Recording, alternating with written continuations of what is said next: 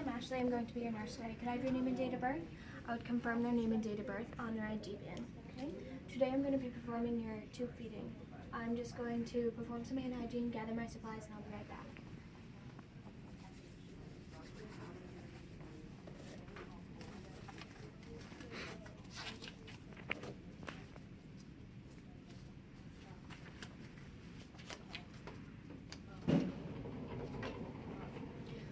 I'm going to start by performing an abdominal assessment. Do you have any trouble laying down? No. Lay the patient down and expose. Just going to expose your abdomen. With the abdominal assessment, I'm going to start by just inspecting the abdomen, making sure that it's not distended at all, making sure the umbilicus is midline, and inspecting to see if there's any abnormalities such as cuts or bruising, which I do not see any. Now I'm going to auscultate the abdomen, listening in all 4 quadrants for 5 to 35 gurgles. If gurgles are heard, it indicates active bowels. Okay. Now I'm going to palpate the abdomen. When palpating the abdomen, I'm feeling for any bumps or abnormalities. I'm also looking at the patient to see if they have any rebound tenderness, which would indicate pain or discomfort. Just going to cover you back up. Now I'm going to sit the patient back up to 30 to 45 degrees. I am now going to measure the length of the tubing. I'm going to measure the length of the tubing to make sure that it did not move at all. I'm measuring in centimeters because that is what was previously measured in. I measure from the nair to the tip of the purple cap, and it is 87 centimeters. I would also check the placement by a chest x-ray. Okay. I'm now going to check the pH of the gastric juices. First start by wiping the cap with an alcohol swab and using a pH test strip to test the pH.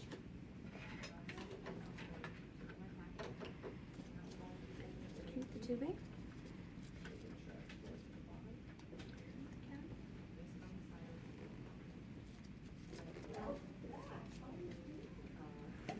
And pull out 5 milliliters of gastric juice.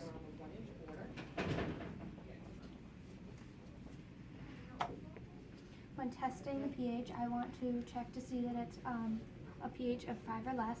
Also, when looking at the pH, I am looking at the gastric contents to make sure that it is fluid-like and greenish. I am now going to check the residual gastric contents. Keep the tubing, put in, and pull out as much gastric content as I can until no more gastric content comes out.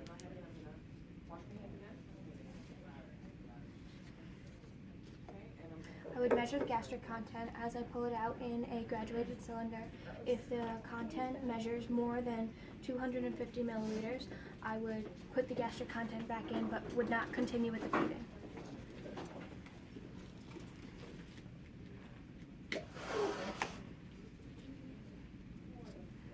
Now I'm going to replace the gastric content.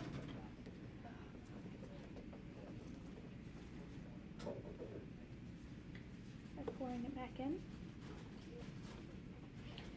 Once the gastric content got to about 20 milliliters or 2/3 of the way down, I would pour in 30 milliliters of water to flush out the tubing.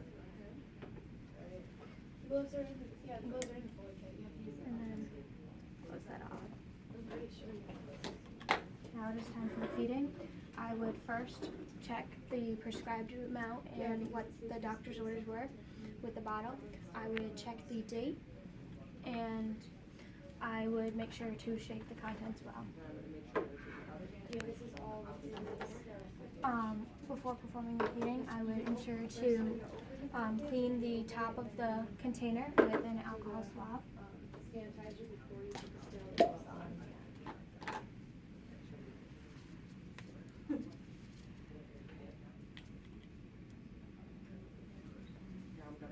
I will now pour in the doctor's prescribed amount.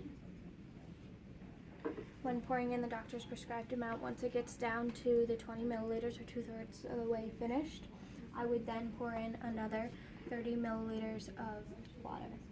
When doing the feeding, if the patient had any pain or discomfort, I would lower the tubing to slow it down, or if I felt that it was going too slow, I would raise up the tubing.